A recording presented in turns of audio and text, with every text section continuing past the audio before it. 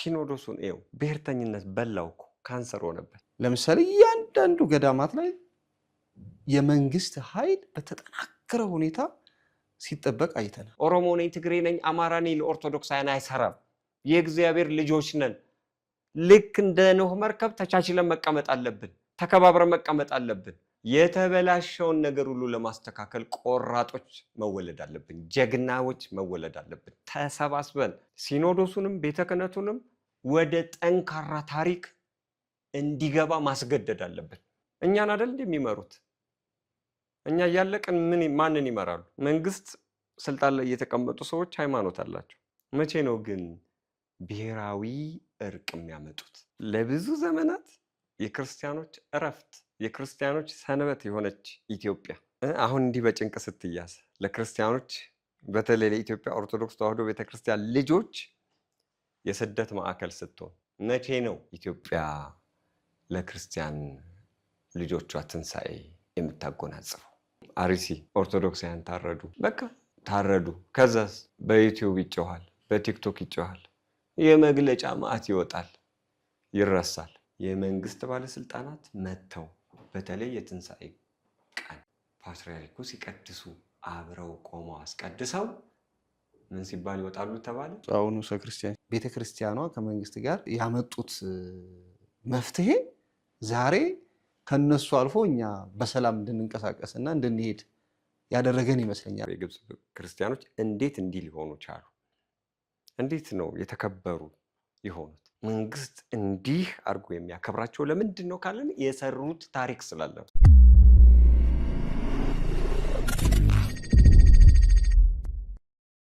በስመ አብ ወወልድ ወመንፈስ ቅዱስ አሃዱ አምላክ አሜን። ስብሐት ለእግዚአብሔር ለዘአብጽሐነ እስከዛቲ ሰዓት። ለዚህ ሰዓት ለዚህ ዕለት ለዚህ ደቂቃ ያደረሰን አምላካችን እግዚአብሔር ስሙ የተመሰገነ ይሁን። በመላው ዓለም ያላችሁ የእግዚአብሔር ቤተሰቦች፣ የመብርሃን ወዳጆች፣ የቋንቋ አይነሽ ሚዲያ ቤተሰቦች በያላችሁበት የኔም የእንግዳይም ሰላምታ ይድረሳችሁ። መምህር እንኳን ደህና መጣ። እንኳን ደህና ቆያችሁ። እንግዲህ ከግብጽ ገዳማት መልስ ትንሽ አየርና ትንፋሽ ወስደን ዛሬ ብቅ ብለናል። እንዴት ነበር የግብጽ ጉዞና የግብጽ ቆይታ? ያው ግብጽ እንግዲህ በመጽሐፍ ቅዱስ ብዙ ታሪክ ያላት ሀገር ናት። ከዓለማዊ ታሪኳ ባለፈ ብዙ መንፈሳዊ ታሪክ የተጻፈባት ሀገር ናት እና በተለይም ደግሞ ቃል ስጋ ሆኖ መለኮት በስጋ ተገልጦ ከተወለደ በኋላ ከቤተልሔም ስደት ወደ ግብጽ ከእናቱ ከቅድስት ድንግል ማርያም ጋር ከመጣ በኋላ ያለው ታሪክ ግዙፍ ታሪክ ነው። ዓለም ያወቀው ታሪክ ነው። በጣም መንፈሳዊ በረከት ያለው ታሪክ ነው፣ የእመቤታችን የስደት ታሪክ። ስለዚህ ግብጽ የምትሄደው በመጀመሪያ ደረጃ ይሄንን በረከት ለመቀበል የታሪኩን እውነተኝነት ደግሞ ለማረጋገጥ ነው እና እዛ በምንገኝ ጊዜ የእናታችን የቅድስት ድንግል ማርያም ረድኤቷ በረከቷ አስበን ልጇ በልጅነቱ ደግሞ ያደረጋቸውን በመጽሐፍ ቅዱስም ያልተጻፉ በርካታ ታሪኮች አሉና እነሱን ደግሞ ለመረዳት ነውና በጣም የተለየ በጣም ደስ የሚል ቆይታ ነው የምናደርገው። ደግሞ ግብጽ በገዳማት በጣም የሚያስቀና ታሪክ ያላት የገዳማትን መመሪያ፣ የገዳማትን ሕግጋት፣ የገዳማትን ስርዓት ያፈለቁ የወለዱ አባቶች መገኛ ሀገር ስለሆነች በዚህም ደግሞ ብዙ የምንማራቸው ትምህርቶች የምናገኝባት ሀገር ስለሆነች ግብጽ በሄድን ቁጥር ለመማርም በረከት ለማግኘትም ስለሆነ በጣም ደስ ነው የሚለው ቆይታ። እስኪ ወደ በኋላ ላይ ስላለው ጉዳይ ስላሳለፍ ነው ስለ ገዳማቱ ስለ በረከቱ ትንሽ ለተከታታዮቻችን እንዳስለመድ ነው ከዚህም በፊት በእስራኤል የነበረን ቆይታ በጆርዳን የነበረን ቆይታ እንደዚሁ የገዳማቱን ነገር አምጥተን እዚህ ትንሽ እናስቃኛቸዋለን። እሱን ወደ በኋላ ላይ እንደውም በክፍል 2 እናደርገዋለን። ለሁለት ከፍለ ነው ማለት ነው። ክፍል 1 ግን እዛ ያለን የሰማነው ልብ የሚሰብር የአርሲ ጉዳይ ነበረ። በሄድን በሁለተኛው ቀን ነው የሰማነውና እንደው ብናነጻጽረው ሁለቱም ቤተክርስቲያን ሁለቱም እህትማማቾች አብያተ ክርስቲያናት ናቸው። የግብጽ ቤተክርስቲያንና የኢትዮጵያ ቤተክርስቲያን በጣም እንደውም ከሌሎቹ አሃት አብያተ ክርስቲያናት የሁለቱ ግንኙነት እጅግ የጠበቀ ነው፣ እጅግ የከበረ ነው። ታሪክም አላቸው። ደም ስራችንም አንድ ነው። አባይም ያገናኘናል። ቤተክርስቲያኗ ራሷ ደግሞ በጣም አሁን ድረስ ማይለያዩ እስኪመስሉ ድረስ ነው እና የሄድነው በግብጽ ቤተክርስቲያን በግብጽ ገዳማት ነው። እዛ እያለን ደግሞ ስለ ኢትዮጵያ ቤተክርስቲያንና ስለ ኢትዮጵያ ክርስቲያኖች ስለ ወገናችን ስለ ቤተክርስቲያናችን የሰማነው ልብ የሚሰብር ነገር ነበር። የሰማንበት ቦታ ደግሞ የሚገርም ቦታ ላይ ገዳም ላይ ያለን ነው። ጌታችን መድኃኒታችን ኢየሱስ ክርስቶስ ሕፃን በእናቱ እቅፍ ሆኖ በ2 ዓመቱ ሊያሳድደው ሊገለው የፈለገው ሄሮድስ በተነሳ ጊዜ ለዮሴፍ መልእክት መጣ። ሕፃኑንና እናቱን ይዘህ ወደ ግብጽ ሽሽ፣ ሕፃኑንና እናቱን ሊገሏቸው የሚፈልጉ አሉ የሚል መርዶ ለዮሴፍ ሰማ። ያንን ቃል ተቀብሎ እናቱንም ሕፃኑንም በ2 ዓመቱ ክርስቶስን በድንግል ማርያም እቅፍ ሆኖ ተሰደደባት ግብጽ። ከ3 ዓመት ተኩል በኋላ ያ ድምፅ እንደገና ተቀይሮ የመልአኩ ድምፅ ማለት ነው። በል አሁን ደግሞ ዮሴፍ ሆይ እናቱንና ሕፃኑን ይዘህ ወደ መጡበት ወደ ተነሱበት ሀገር ወደ ናዝሬት ይዘህ ተመለስ፣ ምክንያቱም የሚገሏቸው የሚያሳድዷቸው ሞተዋል የሚል ብስራት ተሰማ። ያም ብስራት በተሰማበት ቦታ ላይ በደብረ ቁስቋም እግሮቻችን ቆመው በሀገራችን ላይ ክርስቲያኖች ታረዱ፣ ክርስቲያኖች ሞቱ፣ ቤተክርስቲያን 100 ዓመት ያስቆጠረ ቤተክርስቲያን ተቃጠለ የሚል ደግሞ ክፉ ዜና መርዶ በጆሮአችን ሰማን። የምስራች በተሰማበት ቦታ ላይ እኛ ደግሞ በኢትዮጵያ ቤተክርስቲያን ደግሞ መልካም ያልሆነ ዜና ሰማንና አለቀስን። ከዛን ጊዜ ጀምሮ በምንዞርበት ገዳማት ሁሉ እኛ ያለነው ተጓዦች በሙሉ እናቶች፣ አባቶች የምህላ ጸሎት እግዚኦታ እያደረስን ለራሳችንም ለወገናችንም ለሀገራችንም ለቤተ ክርስቲያናችንም እንጸልይ ነበርና በዚህ ጉዳይ ላይ ትንሽ እንበልና ወደ ክፍል 2 ወደ ገዳማቱ ደግሞ እንመለሳለን። እዛ ሆነህ የሚሰማ ስሜት የተዘበራረቀ ስሜት ነው። የመጀመሪያው ነገር ግብፃውያን ያሳለፉትን ታሪካቸውን ስታጠና ነገሩ ብዙ መከራ ውስጥ የነበሩ በጣም ብዙ ስደት የደረሰባቸው ብዙ ሰማዕታት ያፈሩ ናቸው የግብፅ ክርስቲያኖች። እና እነሱ ያንን ዋጋ ይከፍሉ በነበረበት ሰዓት ደግሞ በክርስትና የምታበራ የደመቀች ህዝበ ክርስቲያኑ በነፃነት ይኖርባት የነበረች ሀገር ኢትዮጵያ ነች። አሁን ነገሩ መገልበጡ እዛ ሆነ ስትሰማ ሀና በስ ይሆንብህ። በጣም በጣም በጣም ያሳዝናል። ለብዙ ዘመናት የክርስቲያኖች እረፍት የክርስቲያኖች ሰንበት የሆነች ኢትዮጵያ አሁን እንዲህ በጭንቅ ስትያዝ ለክርስቲያኖች በተለይ ለኢትዮጵያ ኦርቶዶክስ ተዋሕዶ ቤተክርስቲያን ልጆች የስደት ማዕከል ስትሆን ማልቀሻ ስትሆን በጣም አሳዛኝ ነው። በእኛ ዘመን በእኛ ጊዜ ይሄ ታሪክ መፈጸሙ በጣም ያስቆጭ ነው። ምን ሆነን ነው? ምን ነክቶን ነው? እንዴት ነው እንዲህ አይነት በኢትዮጵያ ታሪክ እንደዚህ ሆኖ የማያውቅ ነገር በእኛ ዘመን ለምንድን ነው የሆነው ብለን ጥያቄ እንድናነሳ የሚያደርግ ነው። ለምንድን ነው ቤተክርስቲያን የምታለቅሰው? ለምንድን ነው ልጆቿ በየጊዜው የሚታረዱባት? ምንድን ነው የጎደለን? የጎደለንን ነው መፈለግ ያለብን እና እሱ ነው እኔ እዛ ሆኜ የተሰማኝ። እስከ መቼስ ነው? እስከ መቼ ይሄ እየሞትን እንበዛለን፣ አስክሬን አይደለም ሰማዕታት ነው የምንቆጥረው በሚሉ ቃላት ተሸፍነን እስከ መቼ? መቼ ነው ነፃ የምንወጣው? መቼ ነው የምንሻገረው? መቼ ነው ለኢትዮጵያ ኦርቶዶክስ ተዋሕዶ ቤተክርስቲያን ልጆች በኢትዮጵያ ውስጥ ብርሃን የምናወጣላቸው? መቼ ነው ኢትዮጵያ ለክርስቲያን ልጆቿ ትንሣኤ የምታጎናጽፈው? ይሄ ነው እኔ ሲሰማኝ የነበረው። ስለዚህ የጎደለን ነገር አለ። ያንን የጎደለንን ነገር መፈለግ አለብን። ምንድን ነው የጎደለን? ምን ጎሎን? የእግዚአብሔር ልጆች እኮ ነን። የድንግል ማርያም ልጆች ነን። ምን ጎሎን ነው? የግብፅ ክርስቲያኖች የጎደላቸውን ፈልገው አግኝተው ነው ነፃ ያወጡት። እኛም የጎደለንን መፈለግ አለብን።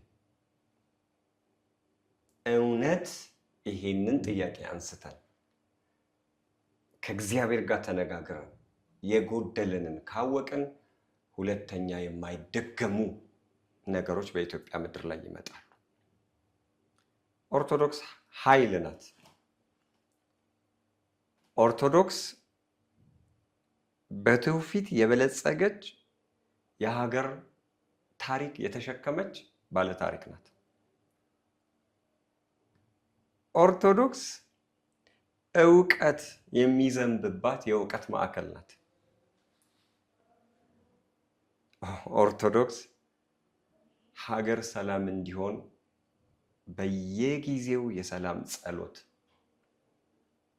የምትጸልይ፣ እግዚአብሔርና ሰው የሚገናኙባት መንፈሳዊ ድልድይ ናት። ለምንድን ነው በእኛ ጊዜ እንዲህ አይነት ነገር እየተፈጸመ ያለው? ምን ስናጎድል ነው? ታሪካችንን ወደኋላ ሄደን መፈተሽ፣ አሁን ያለው ኦርቶዶክሳዊ ምን ማድረግ አለበት? ምንድን ነው ያጎደለው? እሱን መፈተሽ፣ ከዛ ግን ስር ነቀል ለውጥ ማምጣት አለብን እና ይሄ የተሰማኝ ነው። ይሄንን ዜና የሰማሁት እስከ መቼ ተባለ። እኛ እንኳን ስንት አለ አርሲ ኦርቶዶክሳውያን ታረዱ፣ በቃ ታረዱ። ከዛስ በዩቲዩብ ይጮሃል፣ በቲክቶክ ይጮሃል፣ የመግለጫ ማዕት ይወጣል፣ ይረሳል፣ ትንሽ ይቆያል፣ ይደገማል። እስከ መቼ ይሄ ይቀጥላል? እና ከጩኸት ያለፈ በእግሩ የሚራመድ መፍትሄ መውለድ አለብን። ኦርቶዶክሳውያን ብዙ እውቀት አለን የምንልን፣ ይህ በቃ ለሚዲያ ፍጆታ አይደለም መሆን ያለበት። ይሄ ታሪክ የማይረሳው ታሪክ መስራት አለብን። ብዙ አዋቂዎች አለን አይደል የምንለው፣ ቁጭ ብለን ነፍሳችንን አስይዘን እንጂ እንደው በየጊዜው እየወጡ ክርስቲያኖች በታረዱ ቁጥር፣ ኦርቶዶክሳውያን በታረዱ ቁጥር ምንድነው ጥቅሙ? በቃ መሰማት የምንችልበትን አቅም መፍጠር አለብን። መሰማት አካባቢዎችን ለይተን ደግሞ ነፃ ማውጣት አለብን። ከዚህ በኋላ እንዲህ አይነት ነገር እንዳይደገም ማድረግ አለብን። በቃ አንድ ዘላቂ መፍትሄ ኦርቶዶክስን እንወክላለን የምንል በአውደ ምሕረቷ የምንናገር ጥናታዊ ነገር የምናቀርብ ቁጭ ብለን መፍትሄ መውለድ አለብን። አሁን ጊዜው የመፍትሄ የመጮህ አይደለም። እኛ እያለቀስን ሶፍት የሚያቀብሉን መሆን የለብንም። ቆመን መፍትሄ መውለድ አለብን። መፍትሄ መውለድ ደግሞ ይቻላል እና ይሄ ስሜት ነው በዛ የተሰማኝ። እንደኛው ነበረች ግብፅም። አንደኛ በክርስቲያን ላይ የሚደርስ መከራ በጣም በቅርብም የሚታወቅ ብዙ መከራዎች ያሳልፋለች። ግን አሁን በአንጻራዊ ሳየው የነሱ ያሳለፉት መከራ አሁን መፍትሄ መውለድ ነው ባልከው ላይ የወለዱትን መፍትሄ እንደው ዝም ብዬ በትንሽ ቀን የተመለከትኩት ነገር አለ። ለምሳሌ እያንዳንዱ ገዳማት ላይ የመንግስት ኃይል በተጠናከረ ሁኔታ ሲጠበቅ አይተናል። በእንዱ በምን ልበል በሜካናይዝድ ደረጃ ልበል፣ ምክንያቱም ታንክ አይተናል በየገዳማቱ በር ላይ ማለት በሩ ከበሩ ገዳሙ ላይ የ500 ሜትር ወይም የ1 ኪሎ ሜትር ርቀት ሊሆን ይችላል። ከዛ በፊት ግን ትልቅ መግቢያው በር እንደ ካምፕ ነው። እሱን ለማለፍ ዝም ብሎ እንደኛ ሀገር አብያተ ክርስቲያናት እንደኛ ሀገር ገዳማት የሄዳ አይገባበትም። መንግስት ነው እዛ ላይ።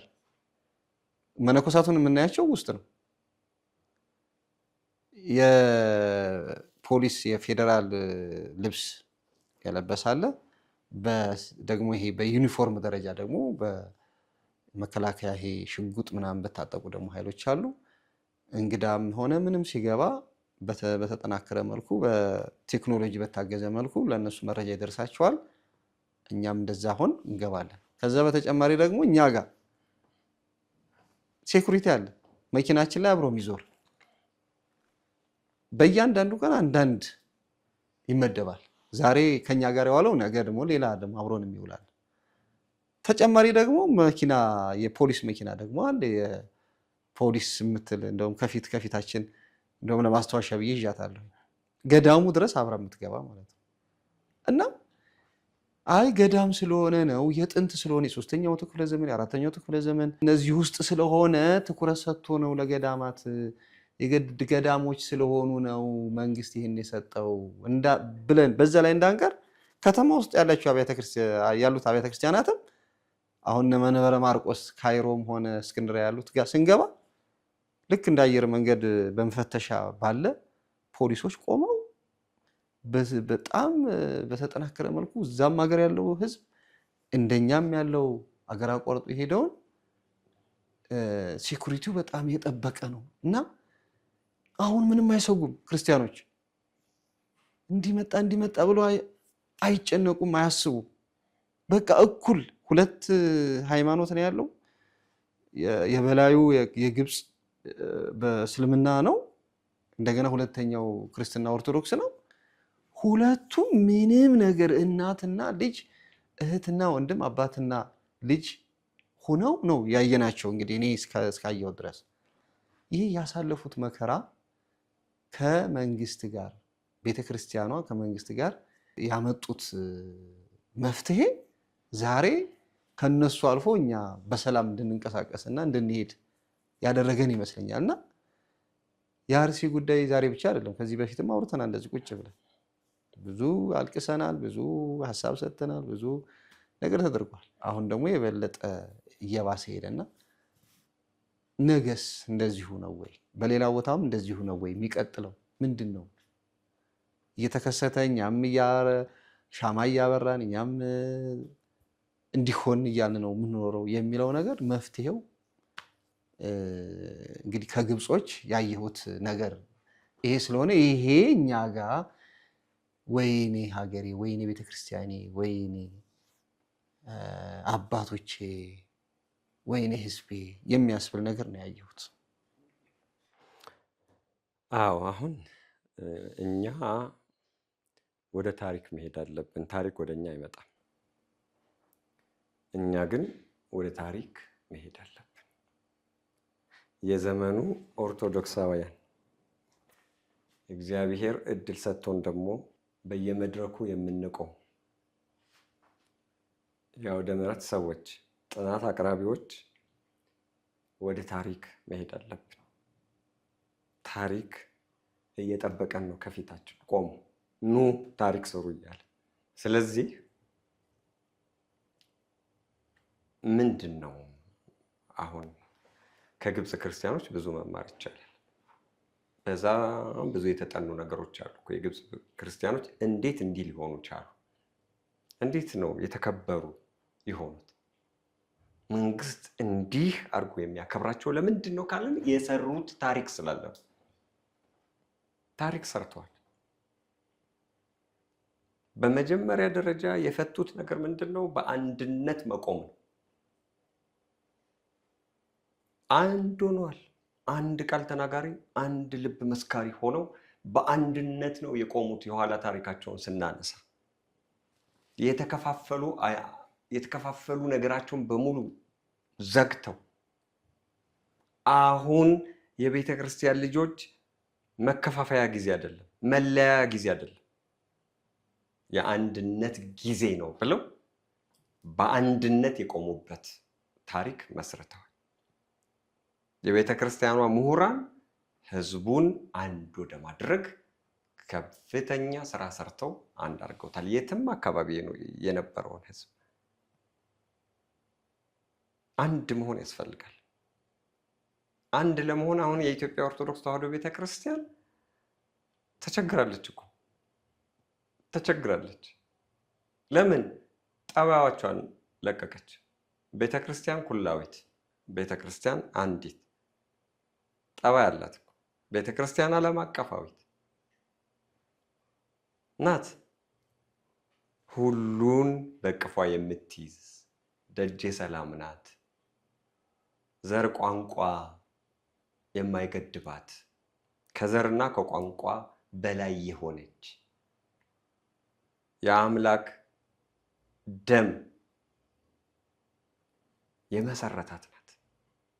በመለኮት ደም በተመሰረተች ቤተክርስቲያን ውስጥ ሆነህ በዘረኝነት ውስጥ ከተያዝክ ግን ወጥተሃል ከብርሃን መዋቅር። አየህ፣ አሁን ወጥተናል። ይኸው እስኪ ቤተ ክህነቱ ሲኖዶሱን ይኸው ብሔርተኝነት በላው እኮ፣ ካንሰር ሆነበት። ማይሆን ነው። ስለዚህ ምሁራኑ ተሰብስበው ከፍተኛ ጥናት አድርገው ወደ አንድነት እንዴት አድርገን እናመጣዋለን ይሄን ህዝብ ማለት እና የአንድነት ድምፅ መወለድ አለበት። የኖህን መርከብ ተመልከታት። የኖህ መርከብ እኮ በጣም ብዙ የማይስማሙ ፍጥረታት የገቡባት ናት። ጅብ አህያ አይስማማም። ፍየል ከነብር አይስማማም። አንበሳ ከጎሽ አይስማማም። አንዱ አንዱን አጥፊ ነው። ግን ከጥፋት ውሃ ለመዳን ተስማምተው ተቀምጠዋል። ከወጡ የጥፋት ውሃ ይበላቸዋል። ኢትዮጵያ የጥፋት ውሃ አሁን እየዘነበባት ነው። የጥፋት ውሃ የሚያዘንቡ ብዙ ቡድኖች ተነስተውባታል። በተለይ የኢትዮጵያ ኦርቶዶክስ ተዋሕዶ ቤተክርስቲያን ታርጌት ተደርጋለች። በተሳሳተ ትርክት ታርጌት ተደርጋለች። የጥፋት ውሃ እየዘነበብን እኛ የምንለያይበት ጊዜ አይደለም። ልክ በኖህ መርከብ ውስጥ ያሉትን እነዚህ ሁሉ ፍጥረታት ቆሻሻ አላቸው። የጥፋት ውሃ እስኪጎድል ግን እዛው መርከብ ውስጥ ከነ ቆሻሻቸውን የተቀመጡት በጣም ብዙ ቆሻሻ የሆነ ነገር ያለን ልንኖር እንችላለን። ግን ከሚዘንብብን የጥፋት ውሃ አይበልጥም የኛ ቆሻሻነት። የግብፅ ክርስቲያኖች ያንን ስላደረጉ። ሁለተኛ በጣም ጠንካራ ስራ ሰርተዋል እነሱ። ጠንካራ ስራ የሰሩት ምንድን ነው? በሁለት በኩል የተሳሉ ወጣቶችን አፍርተዋል። በምድራዊ ዕውቀት የበለጸጉ፣ በመንፈሳዊ ዕውቀት የታጠቁ አወጡ። ስለዚህ ቢሮክራሲ ውስጥ ገቡና ከባድ ቦታ ውስጥ ተቀመጡ። በተለይ ቴክኖሎጂ የሚጠይቀውን ነገር ሁሉ ያዙ። መንግስት የሚፈልጋቸው ሆኖ አየህ። ትምህርታቸው የሰለጠኑበት ነገር መንግስት እንዲፈልጋቸው አስገደደው። ስለዚህ እነዚህን ሰዎች መንከባከብ አለበት። በሁለት በኩል የተሳሉ ወጣቶችን ማፍራት አለብን። ነገ ሀገር የሚረከቡ በእኩልነት ቋንቋ ኢትዮጵያ እንድትዘምር፣ አንዱ አንዱን የማያጠቃባት፣ አንዱ አንዱን የማያሰድድባት፣ በህብረት የምትቆም ኢትዮጵያን ለመፍጠር የኢትዮጵያ ኦርቶዶክስ ተዋሕዶ ቤተክርስቲያን ልጆች ደግሞ ይሄን ማድረግ አለባቸው። በሁለት በኩል የተሳሉ ወጣቶች መፍራት አለባቸው። ከፍተኛ በጀት አላት የኢትዮጵያ ኦርቶዶክስ ተዋሕዶ ቤተክርስቲያን። እየተሰራበት አይደለም። ዝም ግን ማለት የለብንም። ካሁን በኋላ የተበላሸውን ነገር ሁሉ ለማስተካከል ቆራጦች መወለድ አለብን። ጀግናዎች መወለድ አለብን። ተሰባስበን ሲኖዶሱንም ቤተ ክህነቱንም ወደ ጠንካራ ታሪክ እንዲገባ ማስገደድ አለብን። እኛን አይደል እንደሚመሩት? እኛ እያለቅን ማንን ይመራሉ? ቤተ ክርስቲያን እየተቃጠለች ማንን ይመራሉ? ከባድ ነው። በሰሜኑ የሀገራችን ክፍል እኔ ባለኝ መረጃ 109 ቤተክርስቲያን ተዘግቷል። 109 ቤተክርስቲያን ክርስትና የለም እዛ። ልጅህን ክርስትና አታስነሳም፣ ስጋ ወደሙ አትወስድም፣ ምህላ አታደርስም። በጣም ብዙ ሰዎች እኮ ባዶ ቀርተዋል። ወደዚህ ደግሞ ስትመጣ የተደራጀ ኃይል አለ፣ ይሄንን እያጠቃ ያለ። እንዴት ነው እጅህን አጣጥፈህ ቁጭ ብለህ የምታየው? ሰላማዊ የሆኑ ብዙ አማራጮች አሉ፣ መነሳት ያስፈልጋል። ስለዚህ ቤተ ክህነቱ፣ ሲኖዶሱ እንዲህ አይነቱን ነገር እንዴት ነው የምከላከለው ብሎ በየቀኑ ፎከስ አድርጎ ስራ ካልሰራ እንደምናየው ማለት ነው። ስራ ካልሰራ ልጆቹ የቤተ ክርስቲያን ልጆች ይሄንን ዝም ብለን ማየት የለብንም። የጋራ ማዕድ ተቀምጠን ኃይል መፍጠር አለብን። ኃይል መውለድ አለብን። ኢኮኖሚዋ ማደግ አለበት። የኦርቶዶክስ ቤተክርስቲያን የጋራ የኢኮኖሚ መፈጠር አለበት። እንደዛ የሆነ ሲመጣ ከግብፅ ክርስቲያኖች የምንወስደው ነገር ይኖራል። አየህ፣ መንግስት ያከብርሃል። ኢኮኖሚው በጣም በስፋት ተያዘ። ቢሮክራሲው ዘመናዊው የሆነውን ቢሮክራሲ የያዙት። ከፍተኛ የቱሪዝም እንቅስቃሴ እንዲደረግ ሰሩ። ስለዚህ መንግስት ከዚህ ጋር ተጋፍቶ አይሆን፣ እነሱን መንከባከብ ከባድ ጥንቃቄ እንዲደረግ ነው የግብፅ መንግስት እያደረገ ያለው። ካቴድራሉ ምንድን ነው የሰማነው ታሪክ? አስደንጋጭ ነው እኮ አየህ። በጣም ነው የሚመስጠው ያ ታሪክ። ፓትርያርኩ ብቻ የሚቀድሱበት ካቴድራል አለ ካይሮ። በጣም ግዙፍ የሆነ በጣም እንደው በአጋጣሚ እዚህ ላይ እሱ ካቴድራል ሲሰራ የኢትዮጵያ ንጉስ ቀዳማዊ ኃይለ ሥላሴ 100,000 የግብፅ ገንዘብ ሰጥተዋል። ቤተክርስቲያኑ እንዲሰራ አስተዋጽኦ አድርገዋል። ተመልከት እንግዲህ ያኔ እንዲያውም ክርስቲያኖችን እየሄድን እንረዳ ነበር። ኦርቶዶክሳውያን እንዲያብቡ እንረዳ ነበር። በጣም ብዙ ታሪክ ነው ያየነው። የኢትዮጵያ ነገስታት የሰሩት ብዙ ታሪክ አይተናል። ግብፅ እንረዳ ነበር፣ እንደግፍ ነበር። እዛ ያሉ ክርስቲያኖች መከራ እንዳይደርስባቸው ራሱ ሌሎችን እናስጠነቅቅ ነበር። አይደለም የኛን ሀገር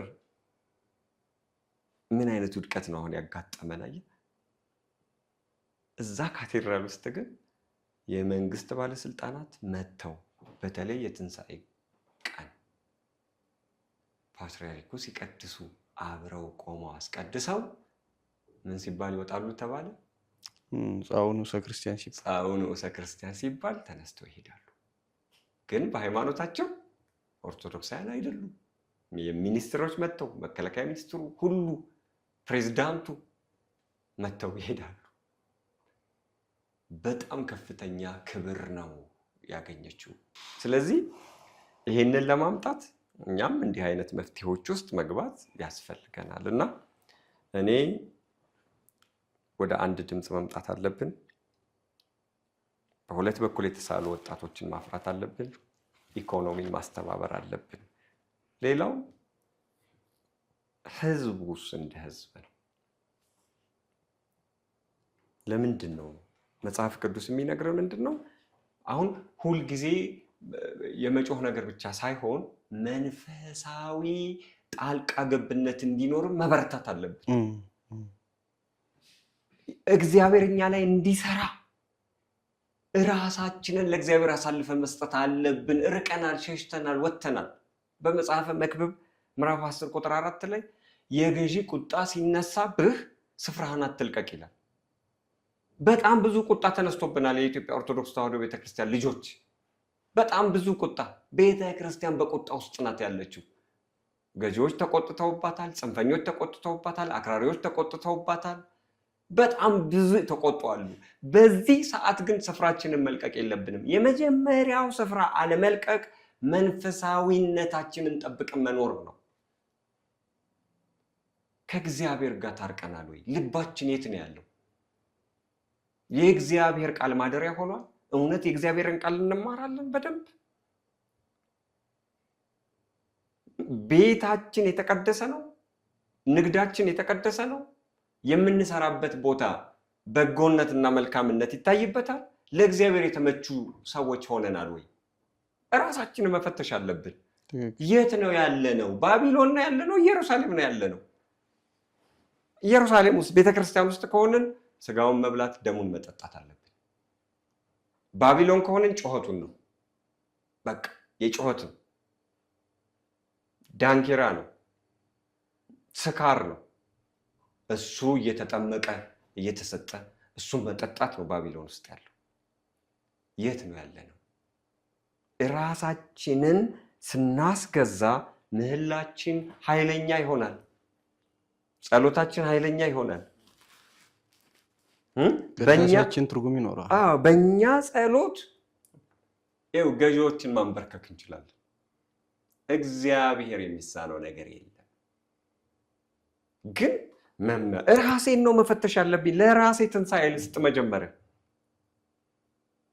እኔ በሞት ውስጥ ሆኜ እኔ በድን ሆኜ አካል አለኝ፣ እንቀሳቀሳለሁ። ግን የእግዚአብሔር ቃል በውስጤ ከሌለ፣ ስጋውና ደሙ በውስጤ ከሌለ ሙት ነኝ።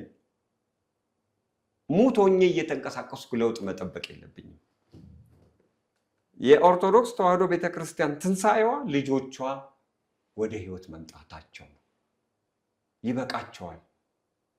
ዛሬ ታይታ ነገ ለምትጠፋ ጤዛ ህይወት ከእግዚአብሔር ጋር ተለያይቶ እንደው በጥቅማ ጥቅም ራስን ለይቶ መኖር መብቃት አለበት። ከዘረኝነት በላይ መሆን አለብን።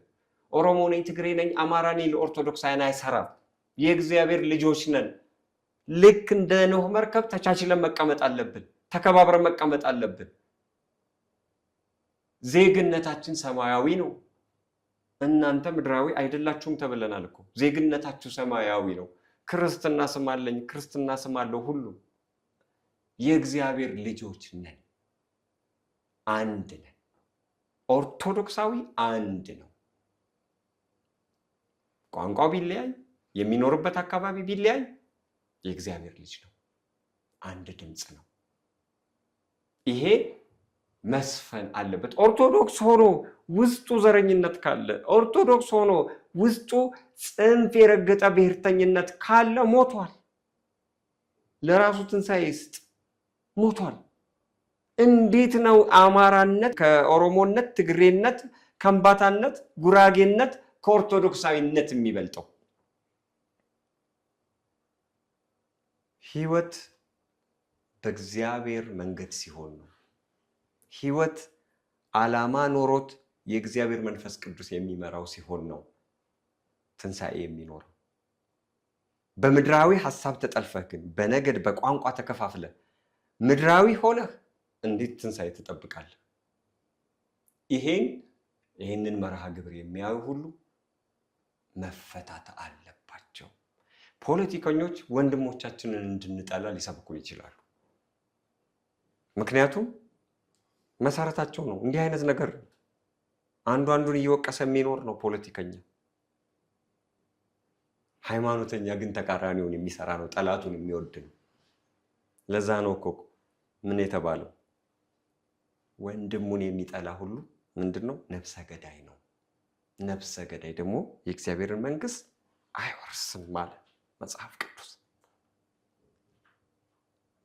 አንተ የሆነ ነገድ ሆነ ሌላ ነገድ የምትጠላ ከሆነ፣ አንተ የሆነ ቋንቋ ተናጋሪ ሆነ የሆነ ቋንቋ የሚናገር የምትጠላ ከሆነ ሙት ነህ፣ ሙት ነህ። ይሄ በሽታ ቤተ ክህነት ውስጥ አለ፣ ሲኖዶስ ውስጥ አለ፣ በህዝቡ ተሰራጭቷል። ይሄንን ነው አሻሽለን የእግዚአብሔር ልጆች ሰማያዊ ዜግነት የለበሱ ልጆች አፍርተን ተንበርክከን ሀገራችንንም ቤተክርስቲያንንም የምናስከብራትና እንዲህ አይነት ራሳችንን የምንመረምርበት የልቦና ችሎት የምናደርግበት ዘመን ማምጣት አለብን። የሚቀጥለው ዘመን እሱ መሆን አለበት። ከነቆሻሻችን መሻገር የለብንም እና እንደው ይሄንን ብናረግ ሁልጊዜ ማልቀስ ልክ አይደለም። አሁን የአርሲ ጉዳይ ዛሬ ብቻ አይደለም፣ ተደጋጋሚ ነው እና መጽሐፍ ላይ ደግሞ እንደው ወደ መንግስትስ ማለት አንዳንድ ጊዜ ዜጋ መንግስት አለኝ ብሎ ከእግዚአብሔር በታች ተማምኖ ይኖራል። ህገ መንግስቱን ተማምኖ ይኖራል፣ መንግስትን ተማምኖ ይኖራል። የሀገር መከላከያ አለ፣ ፌደራል አለ። በየሴክቱ ለአንድ ሀገር አለሁ የሚላት ብዙ አለ እና መጽሐፍም ይላል ህዝብ ንጉስ ይጠብቀኛል ብሎ ተኝቶ ያድራል ይላል እና እንደዚህ አይነት ነገር ሲደጋገም ደግሞ እንደ ልጅ ሆነን እንደ ዜጋ ሆነን እንደ ክርስቲያንም እንደ በኢትዮጵያ ጥላ ውስጥ እንዳለ እንደ አንድ ልጅ ሆነን መንግስትስ ደግሞ ምንድነው እንደው የኛ ጥቆማ? አንድ መንግስት ተቀዳሚ ዓላማው እኔ መንግስት ነኝ ብሎ አዋጅ አውጆ መንግስት ስለሆንኩኝ ተገዙልኝ ብሎ እስከተናገረ ድረስ የመጀመሪያ ስራው የዜጎችን ህይወት መጠበቅ፣ ደህንነት፣ ሰላም ማስከበር፣ ይሄ የመጀመሪያ ስራው። አሁን የምናየው ግን ከዚህ የጎደለ ነገር ነው። አሁን አርሲ ምልክት ታይቷል እኮ 2 3 ታየ አይደለ? እንዴት ነው መንግስት ያንን አካባቢ ተቆጣጥሮ ነገሩ ሁለተኛ እንዳይደገም ማድረግ ያልቻለው? ይሄን መንግስት ራሱን መፈተሽ አለበት። እስከ መቼ ቤተክርስቲያን እየተቃጠለ፣ እስከ መቼ ሰዎች እየታረዱ፣ መንግስትም ድርሻውን ሳይሰራ እስከ መቼ ሊቀጥል ይችላል? ይሄ ትክክል አይደለም፣ ጥሩ አይደለም። መስራት አለባቸው። ፍንጭ በታየበት ቦታ ሁሉ ኃይል የያዙት እነሱ ናቸው። ኃይል እንዲይዙ የተደረገው እኮ ሰዎች ያለ አግባብ በሃይማኖትና በብሔር ምክንያት ምን እንዳይሆኑ እንዳይጎዱ ነው። መንግስት መጠበቅ ግዴታው ነው፣ ስራው ነው። አሁን ብዙ ባለስልጣናት እናያለን ብዙ ነገር ሲያወሩ፣ እንደው ይሄንን በፍጹም ትህትና ሆኜ እለዋለሁ። በፍጹም ትህትና ሆኜ መንግስት ስልጣን ላይ የተቀመጡ ሰዎች ሃይማኖት አላቸው። መቼ ነው ግን ብሔራዊ እርቅ የሚያመጡት? መቼ ነው ደም መፋሰስ እንዲቆም ከልባቸው ተለውጠው የሚሰሩት? መቼ ነው? አሁንም እኮ ሲሰዳደቡ እንሰማለን።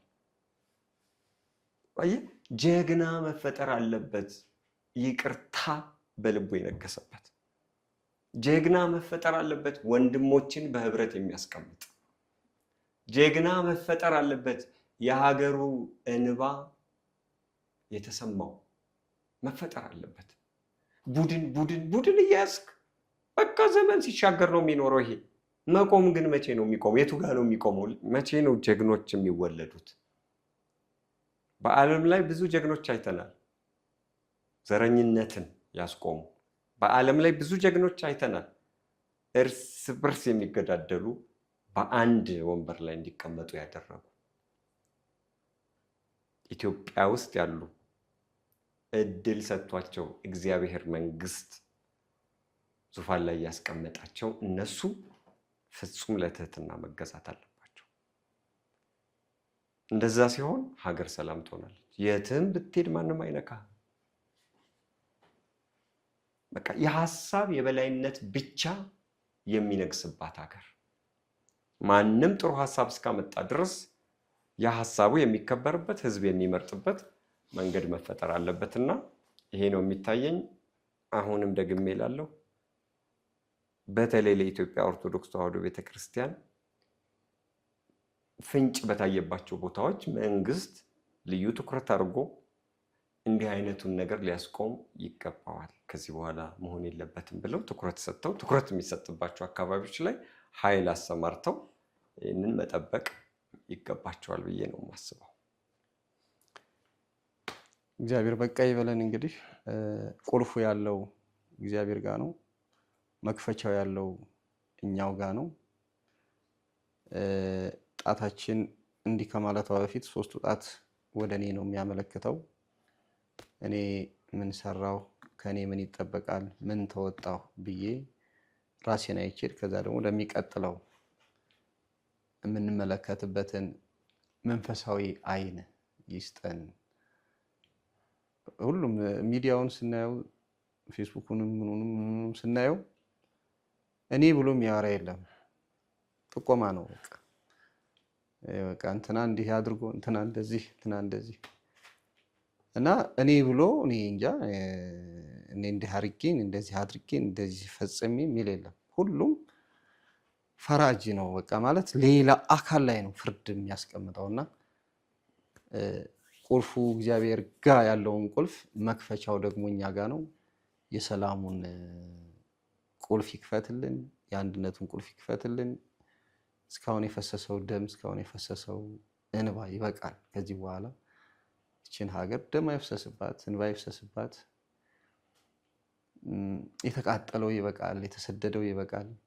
ስደቱንም በቃ ብሎን ከስደትም እግዚአብሔር የተሰደዱትን ወገኖች በመከራ እንባ ውስጥ ያሉትን እንባቸውን አብሶ ዳግም እንደገና ወደ ሰላማዊ የመለስ የሁሉ ዳኛ የሁሉ አባት እግዚአብሔር ነውና ለሀገራችንም ለሃይማኖታችንም ለወገናችንም ለራሳችንም እግዚአብሔር የሰላም እጁን ያወርድልን።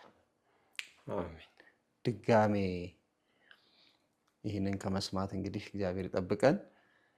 ወደ ክፍል 2 እንሄዳለን። እስኪ ተመልሰን ወደ ገዳማቱ ሂደን ደግሞ ለእናንተ የምናቀብለው እና የምናሰማው በጣም ብዙ መንፈስን የሚያድሱ ከምድራዊ ዓለም ወደ ሰማያዊ ዓለም የሚወስዱ ብዙ ነገሮች ስላሉ በክፍል 2 እንገናኝ። እናመሰግናለን።